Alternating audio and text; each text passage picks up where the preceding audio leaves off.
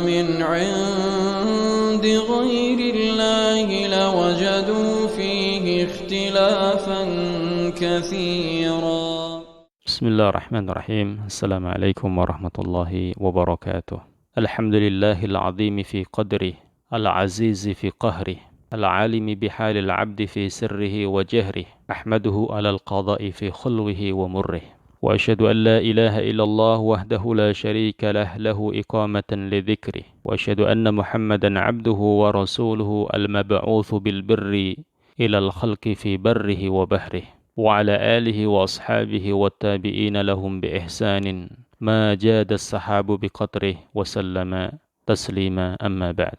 Kaum muslimin rahimakumullah, ini adalah pertemuan terakhir pada penjelasan surat Al-Fatihah. Pada kesempatan kali ini kita sampaikan beberapa faedah yang disebutkan oleh Al-Imam Ibnu Katsir dalam tafsirnya.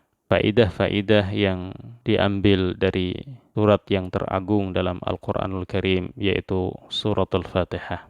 Yang pertama, surat Al-Fatihah mengandung pujian dan sanjungan kepada Allah Subhanahu wa Ta'ala dengan menyebutkan nama-nama Allah Subhanahu wa Ta'ala yang terkandung di dalamnya, sifat-sifatnya. Jadi anjuran bagi kita untuk memuji Allah Subhanahu wa Ta'ala, menyanjung dan menggunakan namanya yang indah, yang di dalamnya juga ada sifat-sifat Allah yang maha tinggi. Kita diharapkan menggunakannya dengan sebaik-baiknya. Banyak menyanjung Allah Subhanahu wa Ta'ala, banyak memuji Allah Subhanahu wa Ta'ala dalam kehidupan sehari-hari. Kemudian faedah yang kedua adalah mengingat akan kematian. Dikatakan Malik Yaumiddin. Faedah yang kedua ini anjuran kepada kita untuk selalu mengingat kepada kematian. Akthiru min dzikri hadzimil ladzat, disebutkan oleh Nabi SAW. Perbanyaklah bagi kalian mengingat pemutus kelezatan, pemutus kenikmatan, yaitu kematian.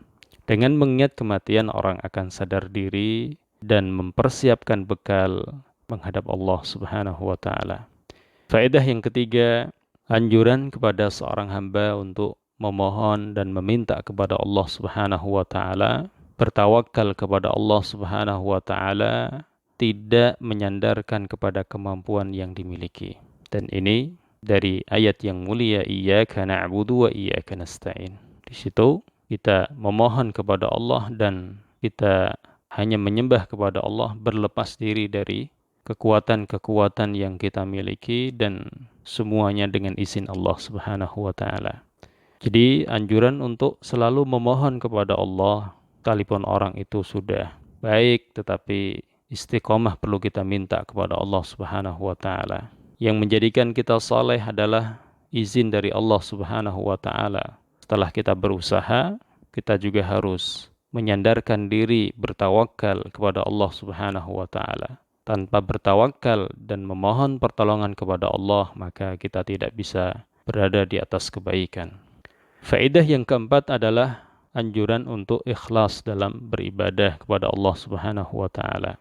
Jangan sekali-kali ketika kita beribadah kepada Allah, kita hanya mencari pujian manusia. Kita bersedekah supaya dipuji, supaya menjadi dipuji, kita adalah orang dermawan. Ketika kita membaca Al-Quran, dipuji suaranya bagus atau hafal Quran dan seterusnya, tidak. Tapi ibadah hendaknya selalu kita ikhlaskan hanya untuk Allah Subhanahu wa Ta'ala. Dan juga sekaligus anjuran untuk selalu mentauhidkan Allah, tidak menyekutukan Allah dengan sesuatu apapun. Iyyaka na'budu wa iyyaka nasta'in. Di sini iyyaka didahulukan, ya, atas na'budu menunjukkan akan kekhususan bahwa ibadah itu milik Allah. Kita harus mengesahkan Allah Subhanahu wa Ta'ala dalam ibadah atau yang lainnya. Kemudian yang kelima, anjuran untuk memohon hidayah kepada Allah Subhanahu wa Ta'ala agar selalu ditunjukkan kepada jalan yang lurus. Ini sekalipun orang itu sudah beragama Islam, tetapi orang itu perlu minta kepada Allah Subhanahu wa Ta'ala untuk bisa bagaimana mengisi keislaman ini dengan hal-hal yang bermanfaat, beribadah kepada Allah, takarrub kepada Allah Subhanahu wa Ta'ala. Dan juga orang itu apabila sudah bisa banyak melakukan kebaikan, maka kita juga minta di situ adalah istiqamah di atas jalan yang benar.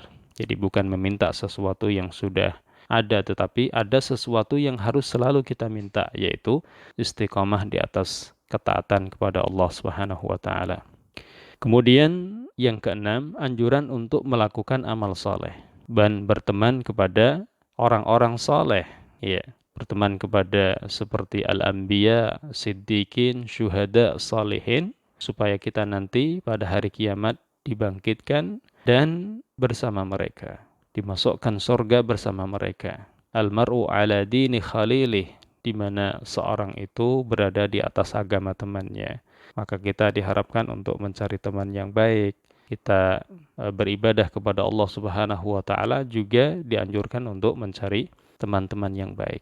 Kemudian yang terakhir, faedah yang ketujuh yang disebutkan oleh Al-Imam Ibnu Katsir dalam tafsirnya adalah menjauhi jalan-jalan yang sesat, jalan-jalan yang batil.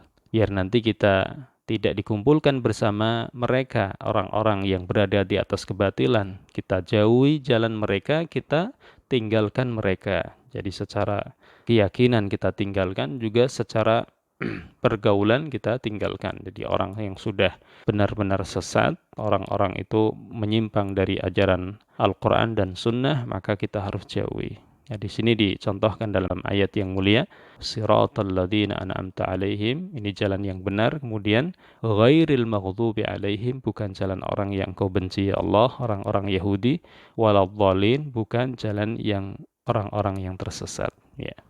Ini beberapa faedah yang agung, faedah yang sangat mulia yang disebut oleh Al-Imam Ibnu Katsir dalam tafsirnya. Baik, ini saja, semoga bermanfaat bagi kita semuanya. Semoga kita termasuk Ahlul Quran dengan memahami Al-Quran ini, dan semoga kita mendapatkan syafaat dari Al-Quran pada hari kiamat nanti. Wassallallahu wasallam ala nabiyyina Muhammad. Wassalamualaikum warahmatullahi wabarakatuh.